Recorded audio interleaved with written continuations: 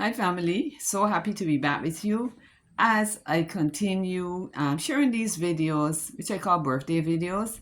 And as I said before, it is not so much about celebrating a birthday, it is more about celebrating a life with God, a journey, etc.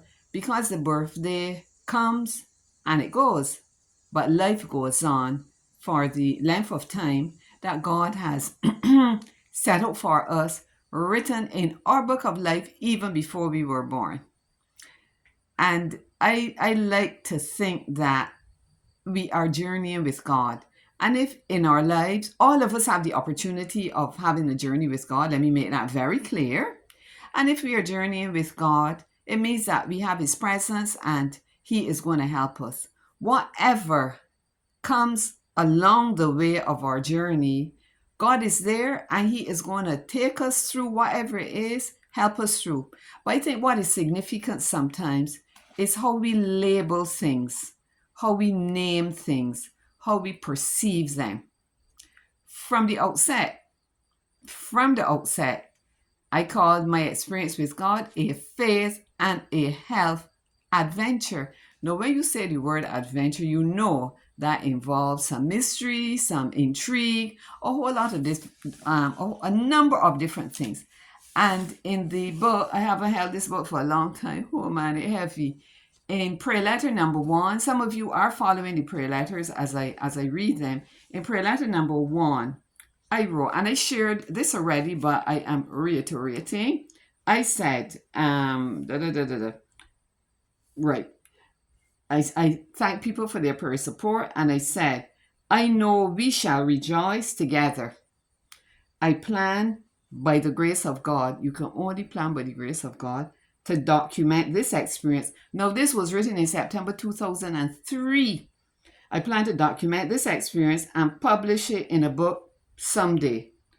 To the honor and glory of an awesomely wonderful God, Jehovah Shalom. I wanted to hold this up. I don't know if I can. I'm holding it in a way that you can see it. Yeah, but the whole idea of what we name things. So you could call your experience or view whatever it is a your journey a juggernaut car. Remember we talked about that principle, or you could see it as a chariot, something that would draw you closer to God and would strengthen you, etc. No part going along on our journey, and God is with us, He would give us His promises. So I had talked about the whole idea of the Rhema word, right? So I shared the one Jeremiah 32. Now Jeremiah 17. This one is really interesting. Now you can go to the Word of God, and there are many wonderful promises there that you can what we call appropriate for your own use, definitely. But in occasions, some point in your life, maybe it happened that God gave you a specific word on something. So that's what we call the Rhema word, is a word for a specific situation.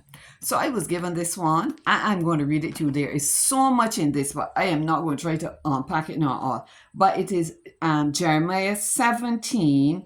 It is Jeremiah 17, 7 and 8, which says, Blessed is the man who trusts in the Lord and whose hope is in the Lord.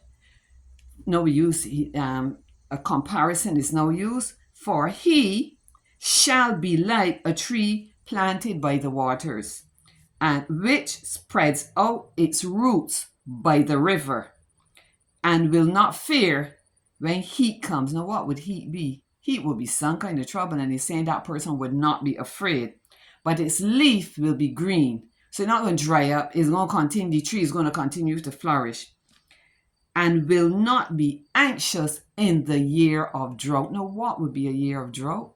Like a time of famine. And what happens in famine? Things die, crops die, people die, animals die, etc.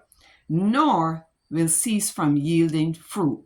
Now, that is a bit of a contradiction, a bit of a maybe paradox in a way, that in the midst of a famine, that you will still be yielding fruit. Now, I read that and I tried to understand, Lord, what are you telling me?